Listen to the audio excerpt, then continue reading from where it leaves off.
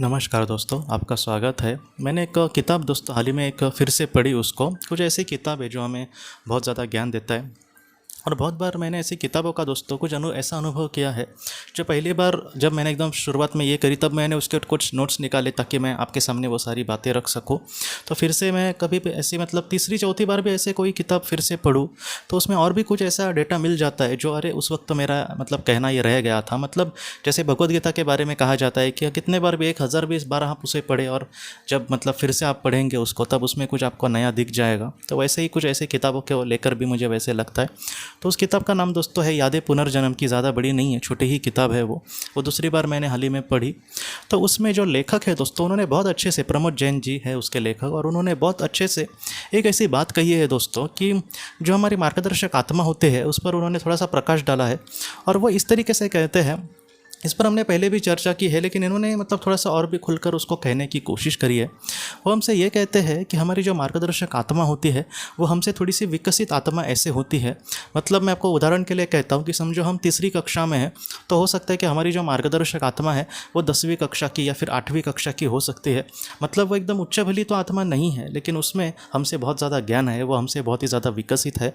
और जब हम धीरे धीरे एक एक कक्षा आगे चलते जाएंगे, समझो अब हम 9वीं कक्षा में पहुँच गए है, तीसरी से धीरे धीरे एक एक स्टेप आगे बढ़ के, तो ऐसे वक्त में जो पहले हमारी मार्गदर्शक आत्मा थी वही अब नहीं होगी। अब हो सकता है कि कोई ग्रेजुएशन किया हुआ, मतलब एक समझने के लिए मैं कह रहा हूँ कि ऐसी कोई हमारी मार्गदर्शक आत्मा हो, बाद में वहाँ पर पहुँचने के बाद और भी कोई मतलब उससे भी उच्च भली आत्मा हमारी मार्गदर्शक हो सकती है। तो इस तरीके से उन्होंने इस पर प्रकाश डाला है। इसके बारे में डॉक्टर माइकल न्यूटन जी ने भी बहुत महत्वपूर्ण बात की गई है।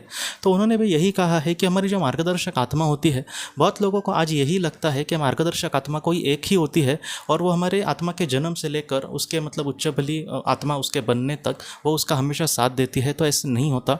मार्गदर्शक आत्मा उसको हम ऐसे कह सकते हैं कि उसको एक कोई आत्मा की जिम्मेदारी दी जाती है। मैं आपको एक उदाहरण देता हूँ और आप उसको समझने के लिए कह रहा हूँ कि समझो हम अब मैं मतलब मैं एक आत्मा हूँ और अब मैं 5वीं कक्षा में हूँ और मैंने अपना विकास बहुत ही अच्छे से धीरे धीरे कर लिया है और अब मैं 12वीं कक्षा में हूँ। तो ऐसे वक्त में मेरी अगर इच्छा हो कि मैं किसी का मार्गदर्शन करूँ या फिर किसी की जिम्मेदारी लूँ तो हो सकता है कि मुझे कोई किसी न किसी तरीके से परखा जाएगा कि एक मार्गदर्शक के रूप में ये अच्छा कार्य करता है क्या, क्योंकि बहुत सारे लोगों की ऐसी इच्छा होगी और उसमें अगर मैं उत्तीर्ण हुआ, उसमें अगर मैं पास हुआ तो ऐसे वक्त में हो सकता है कि कोई मुझसे निचले स्तर की कोई आत्मा की मुझे जिम्मेदारी दी जाएगी। मतलब मार्गदर्शक आत्मा मतलब कोई अलग ही होती है ऐसा नहीं होता। वो हमारी जैसे ही, हमारे आपके जैसे ही कोई आत्मा होती है। लेकिन अब तक ये देखा नहीं गया है दोस्तों कि मार्गदर्शक आत्मा हमारी ही कोई मतलब करीबी आत्मा होती है क्या। बहुत बार ऐसा देखा गया है कि मार्गदर्शक आत्मा ने कभी कभी मतलब उसके जो मतलब जिसकी उसको जिम्मेदारी दी है उसका कोई करीबी वो बनकर किसी एक आध जन्म में उसका साथ दे सकती है। लेकिन मेरी माँ ही मेरी मार्गदर्शक आत्मा थी और वही मेरे साथ हमेशा है। हमेशा ऐसे नहीं होता। ज़्यादातर यही देखा गया है कि मार्गदर्शक जो आत्मा होती है वो किसी और समुदाय की भी ज़्यादातर हो सकती है। हाँ, ये भी देखा गया है कि जहाँ पर मार्गदर्शक आत्मा को ज़रूरत है तब वो सारे नियमों को बाजू में रख के कुछ ऐसा का ट्राई ज़रूर करती है जहाँ पर उसको जिस आत्मा की जिम्मेदारी दी गई है उसको वो बहुत ही अच्छे से रास्ता दिखा सके। तो इसलिए वो ऐसे कुछ जन्म का चयन करती है। लेकिन ऐसे बहुत मतलब रेयर ऐसी चीज़ें होती है, ज़्यादातर ऐसी नहीं देखी गई है। लेकिन ये बात पूरी तरीके से सच है दोस्तों कि यहाँ पर जैसे हम बात करते हैं कि चौथे लोक से आत्मा की शुरुआत होती है, वहाँ से लेकर 7वें लोक के आखिरी पड़ाव तक हो सकता है कि बहुत सारी ऐसी मार्गदर्शक आत्माएं हमें मतलब मिले, वो हमें बहुत ही अच्छे से मार्गदर्शन करने की कोशिश करें।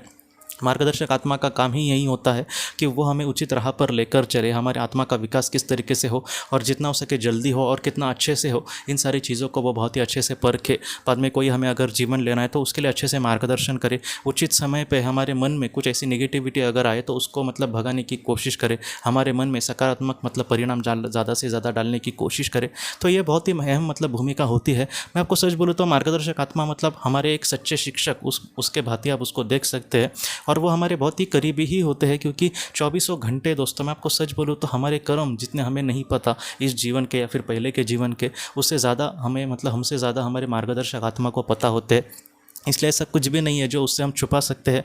बहुत बार मार्गदर्शक आत्माओं के बारे में डॉक्टर माइकल न्यूटन जी ने ऐसे कुछ केस रखे हैं कि जहाँ पर मैं कोई समझो आत्मा हूँ और मैं अब आत्मलोक में चला गया, ये मेरा जीवन खत्म हो गया, तो ऐसे वक्त में मेरी मार्गदर्शक आत्मा कहीं ना कहीं मेरे साथ होती है। और मैं जब आत्मलोक में चला जाऊँगा तब मेरे सोलमेट्स, मेरे जो करीबी आत्माएँ होंगी, वो मुझे मिलने के लिए वहाँ पर आएंगे। तो उन्होंने पूछा कि तुम्हारी मार्गदर्शक आत्मा वहाँ पर है तो तुम उससे क्यों नहीं बात कर रहे? तब उसने ये कहा कि नहीं, उससे मैं मिला हूँ। अब उसने मुझे कहा है कि तुम जाकर अपने करीबी आत्माओं से मिलो, मैं तब तक तुम्हारा कुछ राह देखूंगा, क्योंकि और भी उसका कुछ उसके साथ कुछ काम था।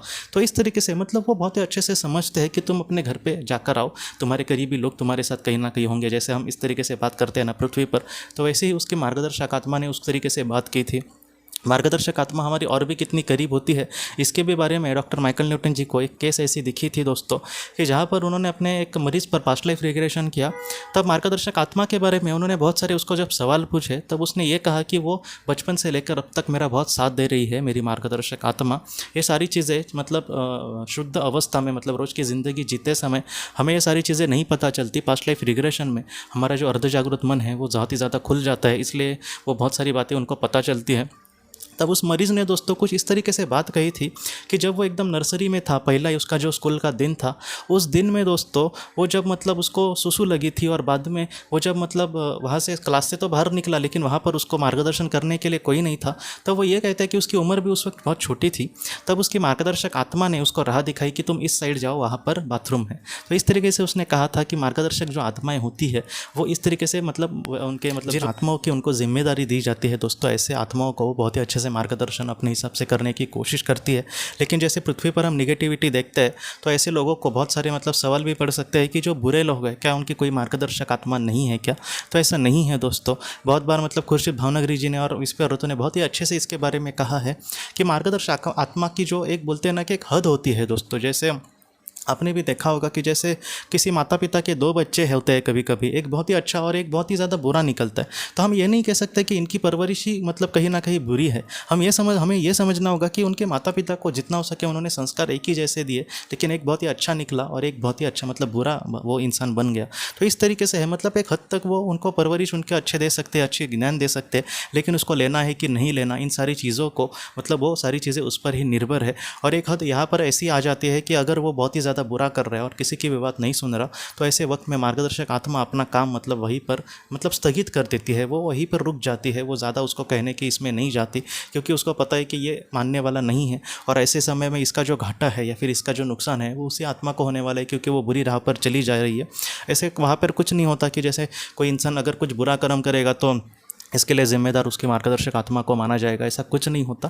उसका जिम्मेदार बस उसी आत्मा को माना जाएगा, क्योंकि ये सारी चीज़ें हमें पृथ्वी पर लग सकती है कि ऐसे नहीं होना चाहिए, लेकिन आत्मा के स्वरूप में हम बहुत सारी चीज़ें हमें मतलब पता चलती है कि उसके मार्गदर्शक आत्मा ने उसको कितनी बार मतलब सावधान करने की कोशिश करी, उसको सुधारने की कोशिश करी, लेकिन जिसको सुनना ही नहीं है, जो मतलब अच्छे से अपने आप में सुधार ही नहीं लाना चाहते, ऐसा अगर इंसान कुछ बुरा कर्म करेगा तो उसका मतलब बोलते हैं ना उत्तरदायित्व उसी इंसान का होगा।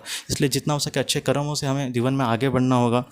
मैं आज भी ऐसे कुछ लोगों को देखता हूँ कि उसने ऐसा किया इसलिए मैंने भी वैसे किया, किसी ने मुझे बोला इसलिए मैंने किया, कुछ बुरा नहीं तो मैं नहीं करता। जैसे कोई शराबी एक इंसान है, उसको मतलब कुछ ना कुछ बहाने चाहिए होते हैं, वो वैसे ही बोलते हैं कि कोई किसी ने मुझे फोर्स किया इसलिए मैंने पिया, नहीं तो मैं तो ये नहीं करता। लेकिन उस शराब की वजह से तुम्हें कितनी प्रॉब्लम हो रही है, तुम्हारे बॉडी को कितनी प्रॉब्लम हो रही है, इससे ज़्यादा तुम्हारे घर वालों को कितनी प्रॉब्लम हो रही है। इन सारी चार चीज़ों का उत्तरदायित्व उस इंसान पर हम नहीं लगा सकते दोस्तों। वो जिसने कर्म किया है उसको ही वो सारी चीज़ें भुगतना पड़ेगा। इसलिए जितना हो सके अच्छे जो कर्म है दोस्तों वही अपने मतलब जीवन में हमें करना होगा। कुछ हम बुरा करेंगे और किसी और पर उत्तरदायित्व डालेंगे, या फिर हम बोलेंगे कि मैंने कुछ बुरा किया, मुझे तो कुछ समझ नहीं आ रहा था, लेकिन मेरी मार्गदर्शक आत्मा ने मुझे रोकना चाहिए था, ऐसा कुछ नहीं। जितना हो सके हमें विवेक बुद्धि से ही काम करना होगा। हाँ, जहाँ तक उसकी हद है वो हमें समझाने की कोशिश करेगी। और मैंने अपने खुद के लाइफ में दोस्तों एक्सपीरियंस किया है कि जहाँ पर मैं फालतू का किसी बात का टेंशन ले रहा हूँ, या फिर कोई चीज़ है जो मुझे मतलब डर लग रहा है करते समय, तो ऐसे अंदर में हमारे अचानक पॉजिटिविटी भर आती है, या फिर हमें एक इच्छा शक्ति अपने आप मिल जाती है कि मैं नहीं कर सकूँगा।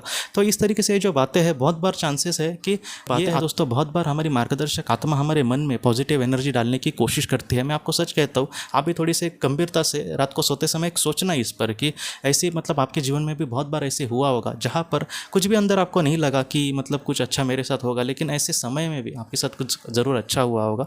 तो इस तरीके से बातें हैं। मैं आपको यही कहना चाहता हूँ दोस्तों कि हमारे जीवन में जो भी चीज़ें होती है वो हमारे आत्मा के विकास के लिए बहुत ही ज़्यादा महत्वपूर्ण है। इसलिए इन सारी चीज़ों का हम सामना किस तरीके से कर सकते हैं उसके लिए हमें प्रयास करना होगा। हम दिल से अगर प्रार्थना करें हमारे मार्गदर्शक आत्मा को भी कि वो हमें उचित राह पर लेकर जाए, तो हो सकता है कि हमारे सामने कुछ ऐसे रास्ते ज़रूर निकल आए जो हम बहुत ही अच्छे से उस पर कदम से कदम बढ़ाकर जीवन में आगे बढ़ सकते हैं।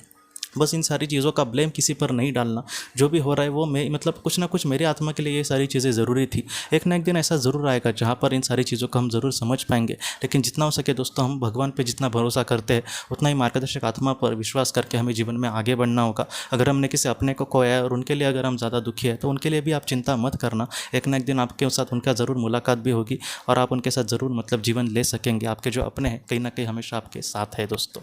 तो दोस्तों, हम अपने अगली वीडियो में किसी नए विषय को लेकर मिलेंगे। तब तक आप अपने परिवार का ख्याल रखना। आपका बहुत बहुत धन्यवाद। ज़िंदगी की रोशनी ये एक कंसल्टेंसी है जो ऐसे लोगों को मदद करने की कोशिश करती है जिन्होंने किसी अपने को खोया है या फिर जो लोग अपने जीवन में बहुत ही ज़्यादा दुखी है। जो लोग इस संस्था के साथ जुड़ते हैं उन्हें पास्ट लाइफ रिग्रेशन की ऑडियोज़ भेजी जाएगी, जिससे घर बैठे वह पास्ट लाइफ रिग्रेशन का अभ्यास कर सकते हैं। और उन्हें 5 मेडिटेशन ध्यान की भी ऑडियोज़ भेजी जाएगी। और इसके साथ साथ उन्हें PDF किताबें भेजी जाएंगी जो हिंदी और अंग्रेज़ी में है, जो मोबाइल पर या फिर लैपटॉप पर आप उसे पढ़ सकते हैं। और 10 ऑडियो बुक्स भी आपको भेजी जाएंगी। तो दोस्तों, अगर आप इस संस्था के साथ जुड़ना चाहते हैं तो कृपया इस नंबर पे व्हाट्सएप मैसेज करें। आपका बहुत बहुत धन्यवाद।